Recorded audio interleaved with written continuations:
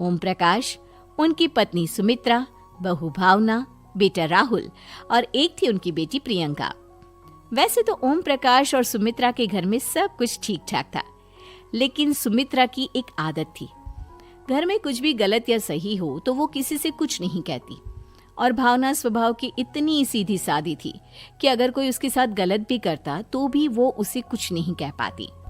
इसी के चलते प्रियंका और राहुल घर में मनमानी चलाते रहते, क्योंकि घर को संभालने वाली औरतें इस तरह से रहती थी जैसे वो गूंगी और अंधी हो।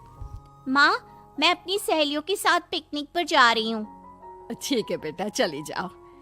और मुझे आने में रात हो जाएगी, देर से ही आऊंगी मैं। अच्छा, कोई बात नहीं बेटा। अरे भावना, तुमको एक बार में समझ में नहीं आता क्या? नाश्ते में फिर से पराठे बना के रख दिए। कितनी बार तुमसे कहा है कि मेरे लिए ढंग का नाश्ता बनाया करो। ठीक है जी, आगे से ध्यान रखूंगी। अरे ये बहू से किस तरह से बात कर रहे हो तुम राहुल? अरे तो और क्या करूं पापा, इसको कही बात एक बार में समझ में ही नहीं आती। सुमित्रा, तुम अपने बेटे को समझाती क्यों नहीं? बहू से बात करने का ये क्या तरीका है? अरे जिसकी जैसी मर्जी आए करो, मुझे क्या। भावना बेटा, तुम भी तो कभी कुछ कहा करो। इस तरह क्यों सबकी बातें सुनती रहती हो? कोई बात नहीं पापा जी, सब ठीक है। रात को काफी देर तक प्रियंका घर नहीं आती, और जब वापस लौट कर आती है तो एक लड़की के साथ बाइक पर बैठकर। सुमित्रा और भावना दोनों ही प्रियंका को लड़की के साथ देख लेते हैं। आज तो जोर से डांट पड़ने वाली है, लेकिन मैं डर क्यों रही हूँ? माँ तो सब कुछ देखकर भी अंधी बनी रहती है। और रही बात भाभी की, वो किसी को कुछ नहीं बताने वाली। कहने को भगवान ने आवाज दी है, लेकिन गूंगी है गूंगी। अरे प्रियंका बेटा, इतनी रात को कॉलेज से लौट कर आ रही हो? कहाँ गई थी तुम? पापा, वो सहेली के घर पर थी, पढ़ाई करने के लिए रुक गई थी। अच्छा, ठीक है, जाओ अपने कमरे में जाओ और सो जाओ। सुमित्रा ने अपनी बेटी को एक लड़की के साथ इतनी रात को आते देखकर भी उससे कुछ नहीं कहा, और भावना ने भी इस बारे में किसी से कोई बात नहीं की। कुछ दिनों के बाद मामा जी का फोन आया था। उन्होंने प्रियंका के लिए कोई रिश्ता ढूंढा है। लड़के वाले उसे देखने आ रहे हैं। अरे मुझे नहीं करनी शादी वादी, किसी लड़की को बुलाने की कोई जरूरत नहीं है। ये तुम क्या कर रही हो प्रियंका बेटा? तुम्हारी शादी की उम्र हो चली है और तुम्हारे मामा जी ने बहुत अच्छा रिश्ता बताया है। पापा, अब जिद क्यों कर रहे हैं?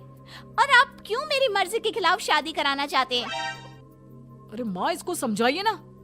आपकी बेटी, आप तो बस चुपचाप सब कुछ होते हुए भी देखती रहती हैं। अरे तो क्या कहूँ, और मेरे कहने से क्या हो जाएगा? वैसे भी गलत क्या हो रहा है, सब कुछ सही तो है। भावना बहू, देखो तो प्रियंका हमारी बात नहीं समझेगी, लेकिन वो तुम्हारी हम उम्र है। क्या पता तुम्हारे कहने से उसे कुछ समझ में आ जाए। नहीं पापा जी, मेरे कहने से कुछ नहीं होगा। मैं प्रियंका को कैसे समझा सकती हूँ? वो ननद है मेरी, कहीं मेरी किसी बात का बुरा मान गई तो? सुमित्रा और भावना में से कोई भी प्रियंका को कुछ नहीं समझाता।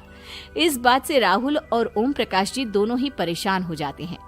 और फिर जब लड़का प्रियंका को देखने के लिए आता है, मुझे आपकी बेटी बहुत पसंद है, मैं उसके साथ शादी करने के लिए तैयार हूँ। देखो, मुझे तुमसे शादी नहीं करनी, और ये बात जितनी जल्दी समझ में आ जाए अच्छा रहेगा। अरे तो फिर आप लोगों ने मुझे यहाँ बुलाया ही क्यों? माफ कर दो बेटा, वो हमारी बेटी जरा गुस्से में है, हम उसे समझाने की कोशिश करते हैं। हाँ, देखिए आप नाराज मत होइए, वो तो उसने बस ऐसे ही कह दिया होगा। अरे कोई ऐसे ही कुछ कहता है क्या? और ये आपकी पत्नी और माँ, ये दोनों इस तरह चुपचाप क्यों बैठे हैं, जैसे इस घर के मेंबर ही ना हो? आपके घर में सब कुछ ठीक तो है ना? अरे सब कुछ ठीक है बेटा। सुमित्रा, समझाओ ना अपनी बेटी को। अरे क्या समझाऊं, क्या होगा समझाने से? सब ठीक ही तो हो रहा है, गलत क्या हो रहा है?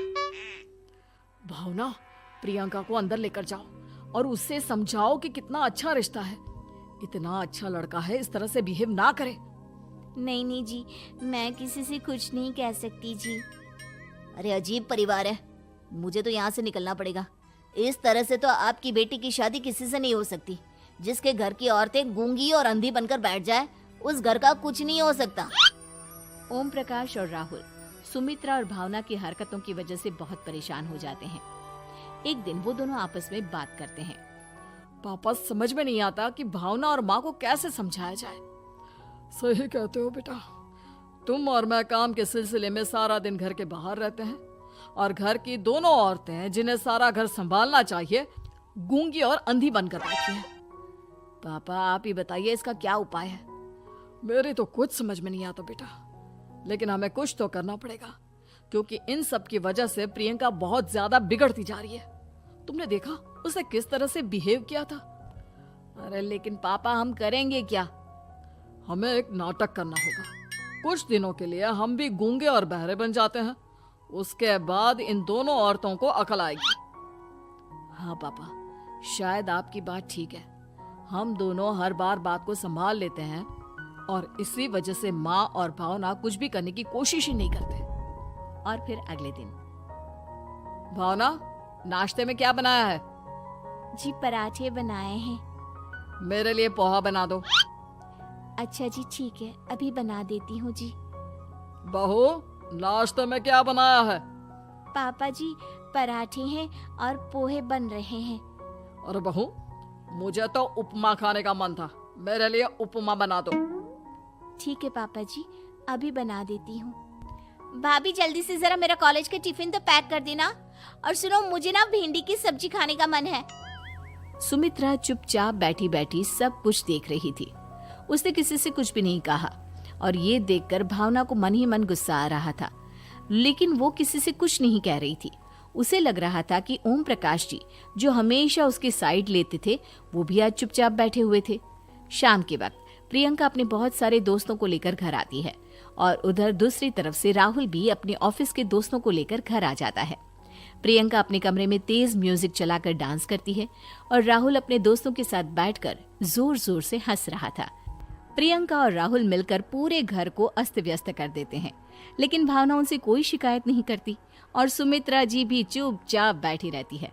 लेकिन भावना और सुमित्रा के अंदर का गुस्सा धीरे धीरे बढ़ रहा था। फिर रात को ओम प्रकाश और राहुल एक दूसरे से बातें करते हैं।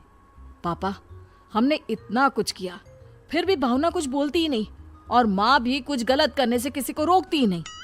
तुम चिंता मत करो बेटा, इन दोनों के अंदर का गुस्सा भर रहा है और बहुत जल्दी बाहर आने वाला है। अगले दिन, अरे बहू, ये कपड़े धुले हैं या गंदे हैं? पापा जी, कपड़े तो मैंने धोकर ही आपकी अलमारी में रखे थे। मुझे तो साफ नहीं लग रहे, एक बार और धो देना। प्रियंका, मैं सोच रहा था कि तुम्हें उस लड़के से शादी नहीं करनी है ना, मत करो। एक काम करो, वैसे भी क्या रखा है शादी वादी में, तुम्हें जो लड़का पसंद है उसके साथ जाकर कोर्ट मैरिज कर लो।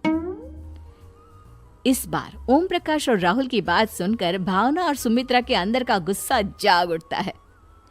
मैं किसी से कुछ कहती नहीं जी, इसका मतलब ये है कि आप लोग मुझे परेशान करते ही रहेंगे।